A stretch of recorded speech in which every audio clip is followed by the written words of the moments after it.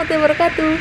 Kembali lagi di channel YouTube aku, Eka Putri Lestari, dengan NIM 18622201072, akuntansi 7 shift 2 malam, Universitas Muhammadiyah Tangerang.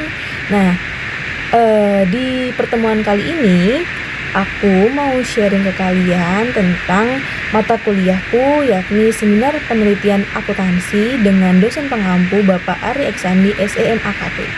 Nah, kali ini aku akan bahas tentang jurnal, ya kan? Jadi di sini jurnalnya ditulis oleh Bapak Ari Eksandi serta rekannya yang bernama Gabriel Lucy Dinda Terapa, dengan judul Pengaruh Elemen Fraud Diamond dalam mendeteksi kecurangan laporan keuangan, di mana pada perusahaan manufaktur yang terdaftar di Bursa Efek Indonesia periode 2016 sampai 2018. Yuk kita belajar bareng. Oke guys, di sini terdapat abstrak. Aku mau sharing ke kalian apa sih isi dari abstrak pada jurnal di sini. Nah, abstrak ini berisi tujuan dari penelitian ini adalah untuk mengetahui pengaruh elemen fraud diamond yang terdiri dari elemen pressure yang dapat dioperasikan dengan financial stability, external pressure, dan financial target.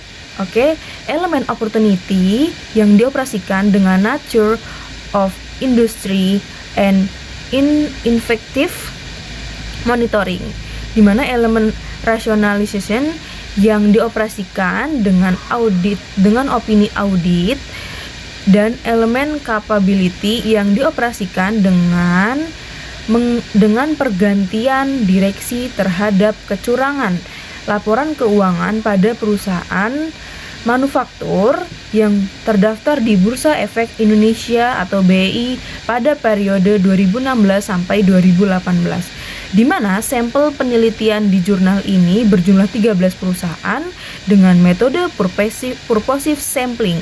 Nah, metode analisis ini yang digunakan adalah menggunakan analisis regresi data panel. Nah, hasil penelitiannya ini menunjukkan bahwa financial stability berpengaruh positif signifikan terhadap kecurangan laporan keuangan, di mana external pressure ini berpengaruh negatif signifikan terhadap kecurangan laporan keuangan, sedangkan dengan financial target, nature of industry, effective monitoring, opini audit, dan pergantian direksi tidak memiliki pengaruh signifikan terhadap kecurangan laporan keuangan. Berikut abstraknya. Nah, setelah tadi aku sharing tentang abstrak di dalam jurnal ini, nah, aku dapat tugas dari dosenku untuk menjelaskan di beberapa part untuk jurnal ini. Salah satunya, yang pertama, ini apa yang memicu terjadinya penelitian ini. Nah, di dalam hal untuk memicu terjadinya penelitian ini terdapat beberapa part, yaitu yang pertama ini ada motivasi atau isu penelitian, di mana berisi di dalam jurnal ini berisi laporan keuangan yang dapat menjadi suatu instrumen yang sangat penting dalam operasional sebuah entitas, karena dapat mencerminkan kondisi finansial entitas tersebut. Oke, selanjutnya setelah dari motivasi atau isu penelitian itu terdapat research gap, di mana di sini di dalam research gap ini yakni kepercayaan yang berlaku bahwa organisasi besar dan perusahaan dijalankan atas dasar rasionalitas. Berikut berdasarkan pendapat dari Barbelet tahun 2001 dan Hanoch tahun 2002. Selanjutnya, setelah research gap terdapat fenomena. Di dalam fenomena ini, menurut Association of Certified Fraud Examiners atau disingkat dengan ACFI tahun 2016, di mana korupsi ini terjadi 67% dari total kasus accusation fraud di Indonesia. dengan kerugian mencapai 10 miliar per tahun. Diikuti oleh penyalahgunaan laporan 2% atau ACFI Indonesia Chapter 2017. Pada bulan Mei 2015 ini terjadi kecurangan laporan keuangan oleh Toshiba melalui accounting fraud senilai 1,2 miliar US dollar. Berikut menurut Basari tahun 2015. Oke, selanjutnya apa sih referensi di dalam artikel penelitian ini? Nah, berikut terdapat beberapa referensi. Yang pertama, yaitu aspek yang hampir menjadi subjek baru dalam literatur akuntansi. Yang kedua, kepercayaan yang berlaku adalah bahwa organisasi yang besar dan perusahaan dijalankan atas dasar rasionalitas. Yang ketiga, di mana teori organisasi ini mengangkat perspektif lain dan memperkenalkan dampak aspek logis dari studi perusahaan. Selanjutnya, dalam bisnis dan terutama dalam akuntansi, sifat negatif terhadap emosi ini lebih kuat, serta yang terakhir, kemajuan dalam literatur psikologi ekonomi menunjukkan antara akal dan emosional. Berikut saya sebutkan beberapa saja. Di dalam referensi ini saya memberikan kritik bahwa tidak ada kritik untuk poin ini, bahwa di sini penulis sudah saya nilai cukup jelas untuk menjelaskan artikel-artikel yang menjadi referensi dalam penelitian ini. Selanjutnya, apakah yang menjadi kebaruan atau novelty dari penelitian ini? Nah, gambar di samping ini sudah saya tampilkan, di mana tampilan dari abstrak di dalam jurnal tersebut. Di sini berisi bahwa terdapat adanya sebuah hubungan antara kecerdasan emosional dan kecerdasan spiritual manajer perusahaan manufaktur dalam fungsi keuangan.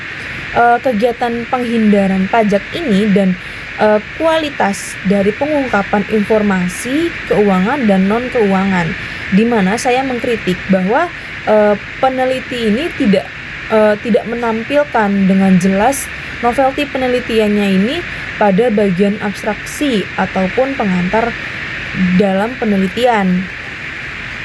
Oke, di sini ada beberapa tujuan dari penelitian di jurnal ini. Yang pertama, tujuannya untuk mengetahui pengaruh stabilitas keuangan atau financial stability terhadap kecurangan laporan keuangan. Yang kedua, di mana ada fungsinya ini berfungsi untuk mengetahui pengaruh tekanan eksternal atau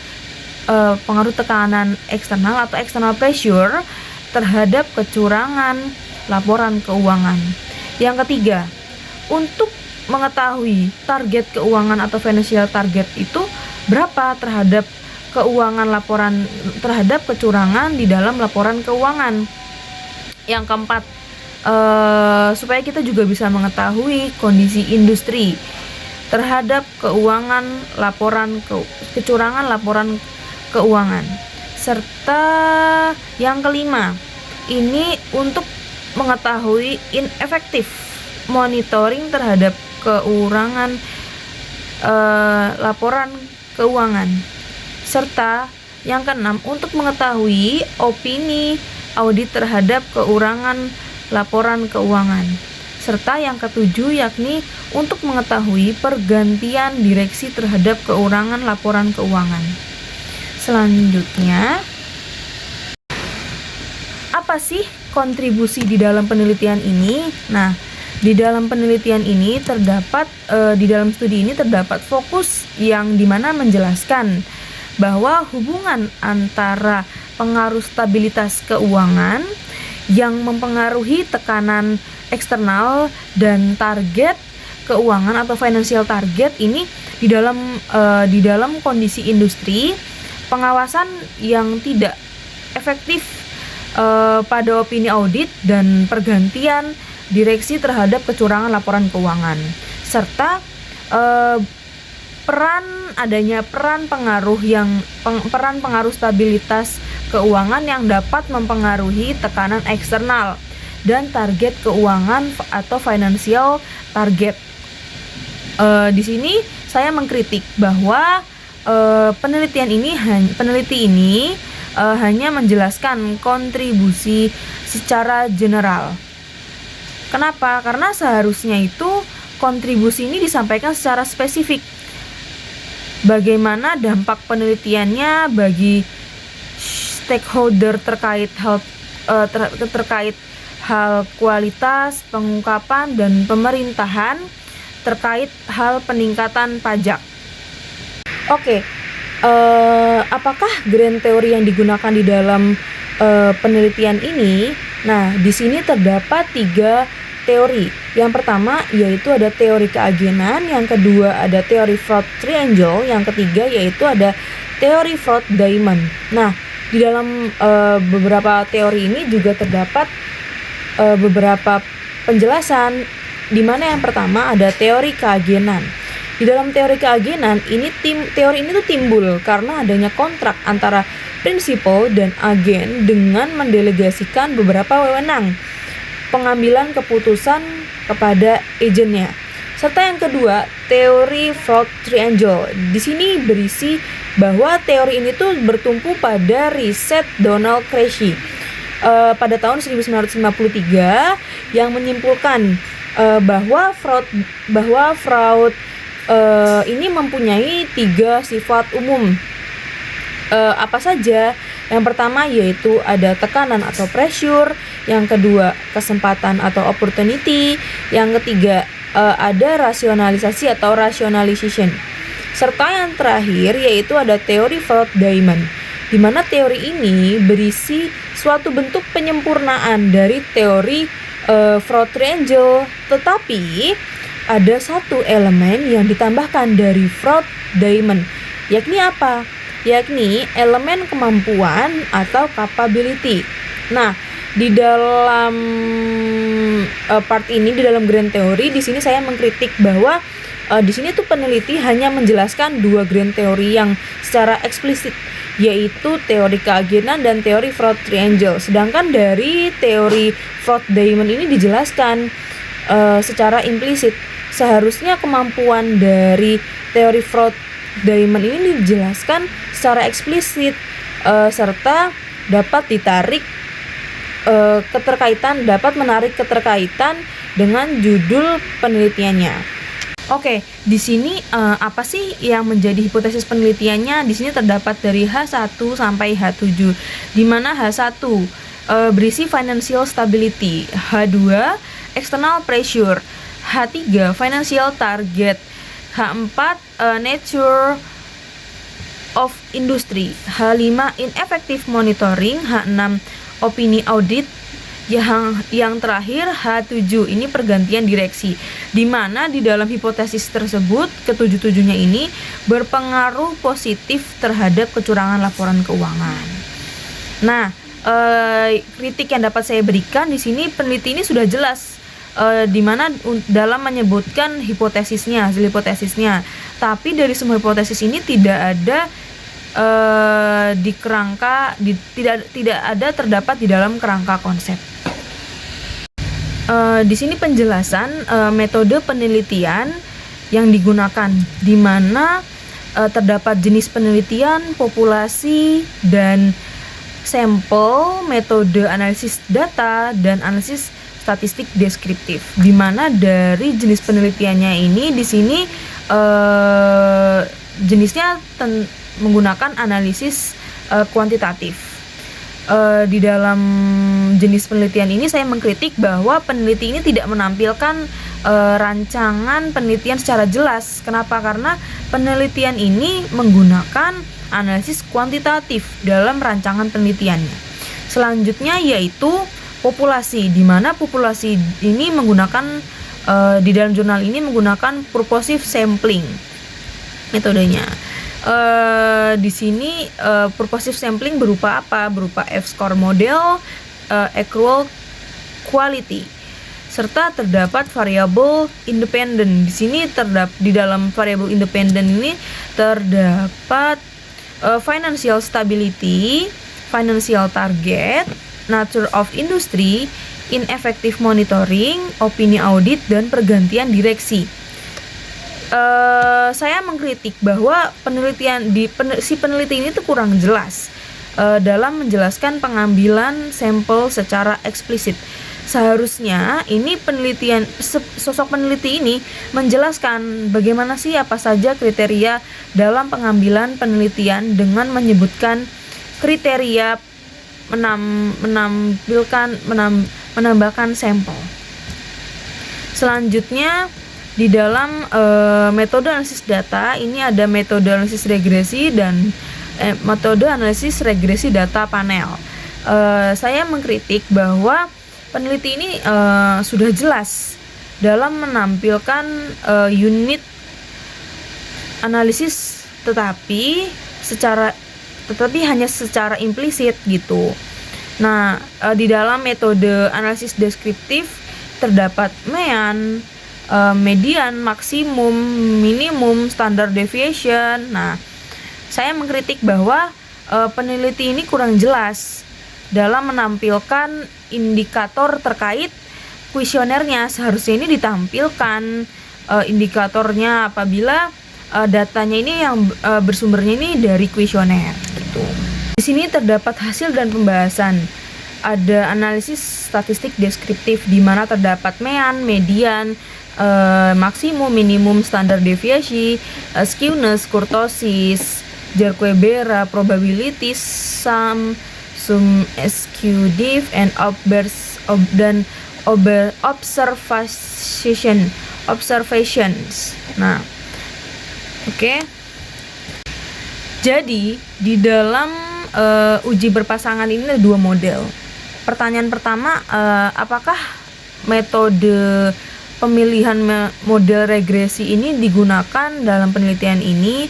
Ya, ini contoh menggunakan uji Chow. Serta yang kedua, berikut ini di bawah ini terdapat analisis data dalam pemilihan model regresi data panel, di mana ada uji Hausman serta yang ketiga ada uji Lagrange multiplier. Nah, di tampilan ini saya mengkritik bahwa peneliti ini sudah menampilkan analisis data yang bisa dilihat dalam bentuk tabel. Berikut ada uji asumsi klasik di mana ada uji multikolinearitas dan uji heteroskedastisitas. Selanjutnya ada fixed effect model di mana terdapat uji F, uji R atau koefisien determinasi serta ada uji T. Di situ ada tabel untuk kesimpulan model juga ya. Yang terakhir, apakah simpulan keterbatasan dan implikasi dari penelitian ini? Yang pertama, kritiknya.